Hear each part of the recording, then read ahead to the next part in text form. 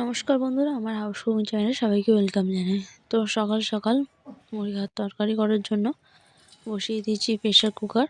তাতে তেল দিয়ে দিয়েছি, তেলটা একটু গরম হয়ে কালো জিরে ফোড়ন দিয়েছি, শুকনো লঙ্কা আর তেজপাতা। ফোড়নে আর কিছু দিইনি, একটু নিরামিষ হবে, সেই জন্য আদা জিরে আর কাঁচা লঙ্কার পেস্টটা ওর মধ্যে দিয়ে দিচ্ছি।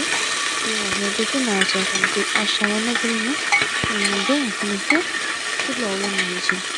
তারপর বাড়িতে গুলে রাখা হলুদ, লঙ্কা গুঁড়ো সব কিছু একটু মিক্স করে জলে ওটা দিয়ে দিচ্ছি। দিয়ে মশলাটা বেশ কিছুক্ষণ কষিয়ে নেবো, যতক্ষণ না মশলা থেকে ভালোভাবে কাঁচা গন্ধটা চলে যাচ্ছে ততক্ষণ মশলাটা কষিয়ে নেবো। আরও একটু সামান্য লবণ দিয়ে দিলাম, যাতে লবণের পরিমাণটা ঠিকঠাক হয়। আপনারা যেমন পরিমাণ তরকারি রান্না করবেন সেই রকম পরিমাণে লবণ দেবেন পরিমাণ মতো। তো চলুন ভিডিওটা শেষ পর্যন্ত দেখতে থাকুন। ভিডিওটি ভালো লাগলে অবশ্যই লাইক, কমেন্ট আর শেয়ার করে দেবেন। আর যারা আমার চ্যানেল নতুন আছে তারা আমার চ্যানেলটি প্লিজ সাবস্ক্রাইব করে দেবেন। তো দেখুন, দেখতে দেখতে মশলাটা বেশ ভালোভাবে কষানো হয়ে গেছে, মশলা থেকে দারুণভাবে তেল ছেড়ে এসেছে। এই সময় এরপর আগে থেকে কেটে রাখা আলুগুলো ওর মধ্যে দিয়ে দেবো, দিয়ে বেশ ভালোভাবে আরও কিছুক্ষণ ধরে কষিয়ে নেবো।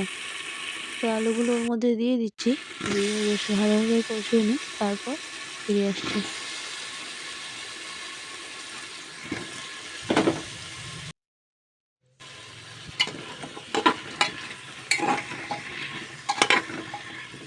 আলুগুলো বেশ ভালোভাবে কষিয়ে নিচ্ছি, যাতে আলুর সাথে মশলাটা বেশ ভালোভাবে মাখো মাখো হয়, তো সেই জন্য কষিয়ে নিচ্ছি। কিছুক্ষণ ধরে বেশ ভালো করে কষিয়ে নেবো। ওর মধ্যে জল দিয়ে দিচ্ছি, যতটা পরিমাণ তরকারি বানাবো পরিমাণ মতো জল দিয়ে দিচ্ছি। নর্মাল জল, এমনি ঠান্ডা গরম নয়, আমি নর্মাল জলে করেছিলাম। তো এরকম জল দিয়ে এবার প্রেসার কুকারের ঢাকনাটা সিটি মারলেই তৈরি গরম গরম আলুর তরকারি।